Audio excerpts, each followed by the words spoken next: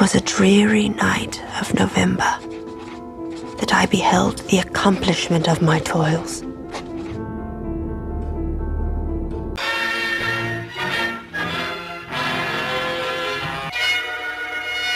Happy Halloween, everyone! We're going to be doing something a little bit different for the last episode of Frankenstein Month.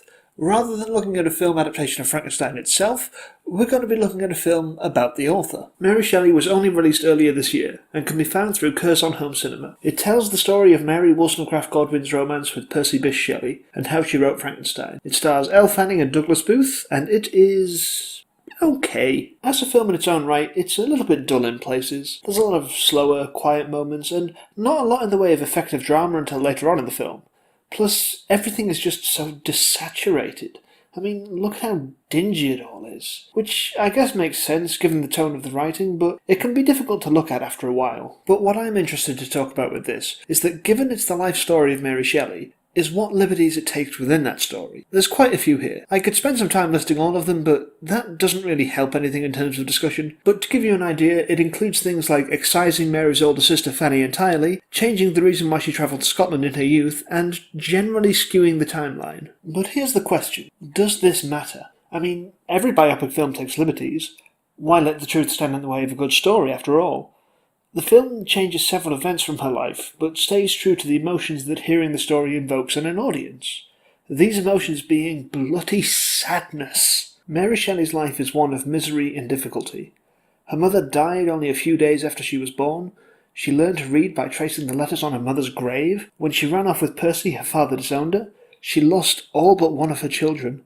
Her sister Fanny killed herself.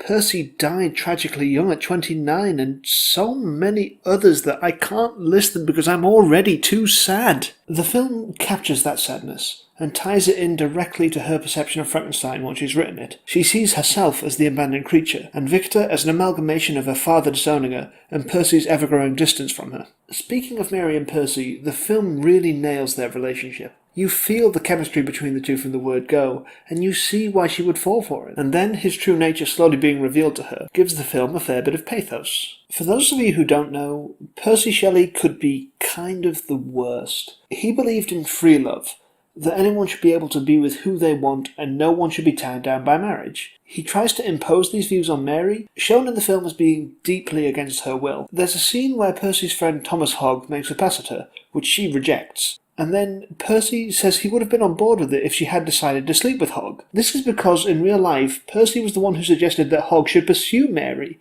to try and force free love onto her. Just the worst. One thing I do admire about this film is the portrayal of Mary's stepsister Claire Claremont, played by Belle Powley. She is given a very sympathetic nature, which is at odds with how she is portrayed in just about any biographical account of Mary's life. She's usually seen as an interloper, who comes with them for no real reason and was likely also sleeping with Percy. Though there's no proof of that, it seems probable, and the film wisely doesn't confirm it one way or the other either. So, when normally she's seen as such an unlikable figure, it's refreshing to see her actually portrayed in a sympathetic light for once. The other thing I rather like in this film is Tom Sturridge as Lord Byron. In a film that's pretty dour and down to earth, he gets to be just a touch over the top, getting my favourite moment in the whole film. Mr. Shelley!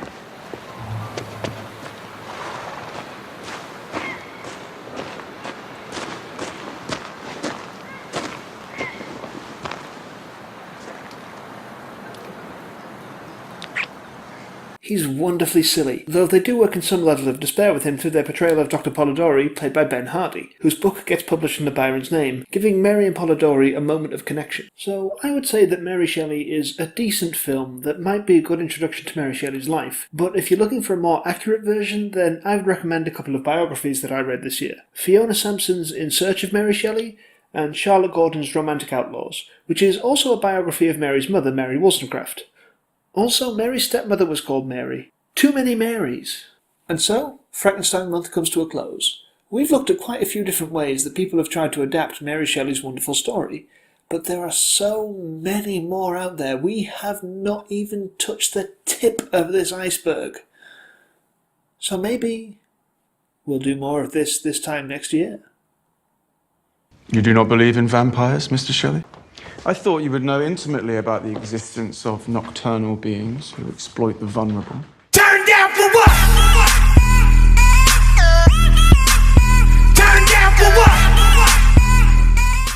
Thank you so much for watching the 9th and final episode of Frankenstein Month.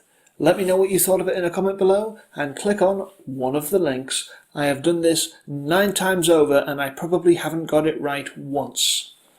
That was 2 fingers right there. Mary Shelley's life is wonderful and tragic and fascinating, and the film is an okay look at it.